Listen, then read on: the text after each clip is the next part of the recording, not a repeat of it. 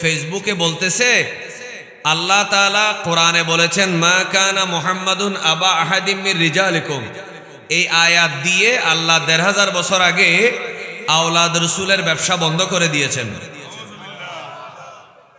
সে আসলে কিসের ইস্তেমবাদ করতে বুঝতে পারছেন তো? একবার জোরে কি নাউজুবিল্লাহ বলা যাবে না? সুতরাং আমাদের কিছু জবাব আমাদের থাকতে হবে, কারোর সাথে ঝগড়া করার জন্য না, যাতে যারা বিরোধী আছে তারা কিছু জবাব পায়, যাতে কোরআন হাদিস বিরোধী কথা বলে তারা যেন বেঈমান না হয়, সেজন্য ঝগড়া করার জন্য না, মারামারি করার জন্য না, আমার মত কারো উপরে চাপায় দেওয়ার জন্য নয়, শুধু সত্যটা যাচাই করার জন্য। আল্লাহ রাব্বুল আলামিন বলেন ইন্নামা ইউরিদুল্লাহু লিইউযহিবা আনকুমুর রিজসা আহলাল বাইতি ওয়া ইউতাহহিরাকুম তাতহীরা। আল্লাহ রাব্বুল আলামিন বলেন ইন্নামা ইউরিদুল্লাহ, আল্লাহ রাব্বুল আলামিনের ইচ্ছা হলো, আল্লাহ রাব্বুল আলামিন চায় লিইউযহিবা আনকুমুর রিজসা আহলাল বাইত, ওগো আমার নবীর পরিবার, ওগো আমার হাবিবের পরিবার, তোমাদের মধ্যে কোনো নাপাকি থাকবে না। আমার আল্লাহ চায় আহলে বাইতকে সমস্ত নাপাকি থেকে আল্লাহ তাআলা পবিত্র রাখবে। একটু মহব্বতের আওয়াজে বলি সুবহানাল্লাহ। আহলে বাইতের কথা, আহলে বাইত হচ্ছে পাক। জোরে বলেন আহলে বাইত কি? এই আয়াতগুলা দিয়ে যখন আমরা আলোচনা শুরু করি, অনেক ভাইয়েরা এই কথাটা বলতে চান, ঠিক আছে আমরা মানলাম আহলে বাইত মানি ইমাম হাসান আর হুসাইন, কিন্তু ইমাম হাসান আর হুসাইনের পরে আমরা অন্য কোনো আহলে বাইতকে মানি না। এদের সবাইকে জিজ্ঞেস করবেন আহলে বাইত বা আওলাদ রাসূল যদি ইমাম হাসান হুসাইনের পরে না থাকে, অথবা নবীর ছেলে সন্তান না থাকার কারণে আওলাদ রাসূল যদি না থাকে, তাদের কাছে জিজ্ঞেস করবেন কিয়ামতের আগে ইমাম মাহদী আসবে, ইমাম মাহদী কোন বংশে? এরা সবাই বলবে ইমাম মাহদী আলাইহিস সালাম হচ্ছে আওলাদ রাসূল। এখন আমার প্রশ্ন হলো, যদি আওলাদ রাসূল নাই কথাটা তোমরা যদি প্রচার করো, তাহলে ইমাম মাহদী কিভাবে আওলাদ রাসূল হিসেবে আসবে? তাহলে ইমাম মাহদী যদি আওলাদ রাসূল হিসেবে আসে, তাহলে আওলাদ রাসূল এখনো আছে। এরা বলতে চায় কি জানেন? নবীর ছেলে ছিল না, এই জন্য নবীর আওলাদ নেই। নাউজুবিল্লাহ জোরে বলে না কেন? এক লোক বড় আলেমের ছেলে, তার বাপে কামিল পর্যন্ত পড়াইতো, সেই আলেমের ছেলে টাকার গরমে সে, আমার হুজুর কাবলা যখন বাংলাদেশে সফরে ছিল, সে ফেসবুকে বলতেছে আল্লাহ তাআলা কোরআনে বলেছেন মা কানা মুহাম্মাদুন আবা আহাদিম মির রিজালিকুম। এই আয়াত দিয়ে আল্লাহ ১৫০০ বছর আগে আওলাদ রসুলের ব্যবসা বন্ধ করে দিয়েছেন। সে আসলে কিসের ইস্তেমবাদ করতে বুঝতে পারছেন তো? ১৫০০ বছর আগে নাকি আল্লাহ আওলাদ রসুলের ব্যবসা বন্ধ করে দিছে এই আয়াত দিয়ে।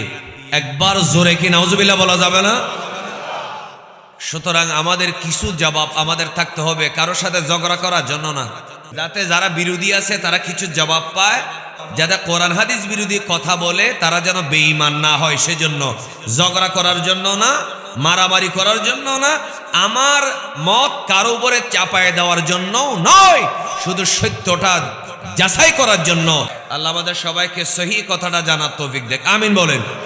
তো আয়াত যেটা মা কানা মুহাম্মাদুন আবা আহাদিম মির রিজালিকুম, এই আয়াতের অর্থ হলো আপনি নবী কোন পুরুষের পিতা নন, ওয়ালাকি রাসূল আল্লাহ, আপনি আল্লাহ রসুল।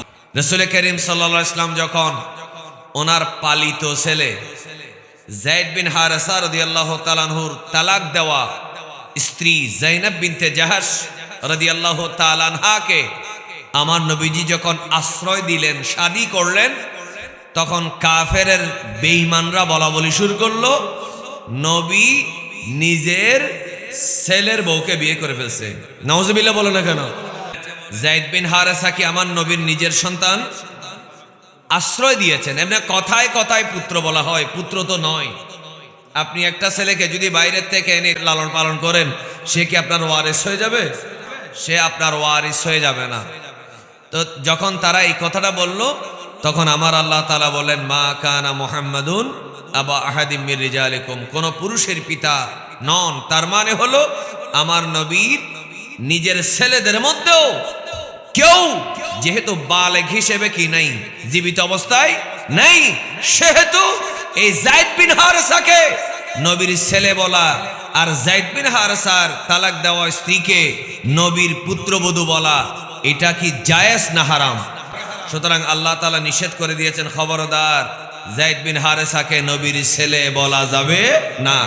এবার সবাই মহব্বতের আওয়াজে বলুন, আওলাদ রসুল এখনো আছেন নাই? কারণ আল্লাহ বলেন, ইন্না আ'তাইনাকাল কাউসার। আমার প্রিয় নবী সাল্লাল্লাহু আলাইহি ওয়াসাল্লামের কয়েকজন সন্তান, ছেলে সন্তান নাবালেগ অবস্থায় ইন্তেকাল হয়ে গেলেন। হযরতে কাসেম, আব্দুল্লাহ, ইব্রাহিম রাদিয়াল্লাহু আনহুম, এরা যখন নাবালেগ অবস্থায় ইন্তেকাল হয়ে গেলেন, তখন কাফেররা বলা বলি শুরু করলো, এই নবী হচ্ছেন আফতার, নির্বংশ। নাউজুবিল্লাহ, জোরে বলে না কেন? আমার নবীকে যতবার কাফেররা বকা দিয়েছে, গালি দিয়েছে, রাসূল করিম সাল্লাল্লাহু আলাইহি ওয়াসাল্লাম নিজে জবাব দেন নাই, জবাব দিয়েছেন আল্লাহ। যখন বলা হলো আমার নবী নির্বংশ, তখন আমার আল্লাহ বলেন, ইন্না আ'তাইনাকাল কাউসার। হাবিব, আমি আপনাকে কাউসার দিয়েছি। কাউসার এক অর্থ হাউজে কাউসার, আর তাফসিরে আল্লামা ফখরুদ্দিন রাজি মাফাতিহুল গায়বে 15টা অর্থ বলেছেন। এর মধ্যে একটা হচ্ছে উম্মাতান কাসীরা, এর মধ্যে আরেকটা হচ্ছে আওলাদান কাসীরা। অর্থাৎ হাবিব, আপনাকে আমি, তারা বলতেছে আফতার, আর আমি বললাম ইন্না শানিয়াকা হুয়াল আবতার, আপনার শত্রু হলো নির্বংশ, আপনি নির্বংশ নন। কারণ পৃথিবীর সবার সন্তান ছেলের মাধ্যমে বংশ হবে, ইল্লা বানাই ফাতেমা। আমার নবীজি সাল্লাল্লাহু আলাইহি ওয়াসাল্লাম বলেন, আমার ফাতেমার 2 সন্তান ছাড়া পৃথিবীর সব মানুষ বংশধর হয় ছেলের মাধ্যমে। আর আমার মেয়ে ফাতেমার 2 সন্তান হাসান হোসেন ব্যতিক্রম, তারা হচ্ছে আনা ওয়ালিয়ুহুমা ওয়া আসাবাতুহুমা, আমি নবী, তাদের ওয়ালি, আসাবা। তার মানে হলো আমার ফাতেমার 2 ছেলে হাসান হোসেনের আওলাদ হলো কিয়ামত পর্যন্ত আওলাদ রাসূল। লিকুল্লি বনি উনসা আসাবা, প্রত্যেক মেয়ের সন্তানদের আসাবা থাকে। ইল্লা বনাই ফাতেমাতা, আমার মেয়ে ফাতেমার 2 ছেলে ছাড়া প্রত্যেক মেয়ের ছেলেদের বংশ হয় বাবার দিক থেকে। আর আমার মেয়ের ছেলেদের বংশ হবে আনা ওয়ালিয়ুহুমা ওয়া আসাবাতুহুমা, আমার মেয়ের 2 ছেলে হাসান হোসেনের বংশ আমার বংশ, আমি তাদের ওয়ালি, তারা আমার বংশ। একবার অন্তর থেকে জোরে বলে দেন মারহাবা। সে কারণে যদি আপনি কোরআনের সূরা কাউসার মানেন, আপনি যদি বলেন ইমাম মাহদী আওলাদ রাসূল হবে, দাজ্জালের বিরুদ্ধে সংগ্রাম করবে, পৃথিবীতে আদালত প্রতিষ্ঠা করবে, তাহলে আপনাকে মানতেই হবে ইমাম হাসান হুসাইন হচ্ছেন আওলাদ রাসূল, এবং ওনার বংশধররা কিয়ামত পর্যন্ত আওলাদ রাসূল রাদিয়াল্লাহু আনহুম। একবার মহব্বতে বলেন মারহাবা।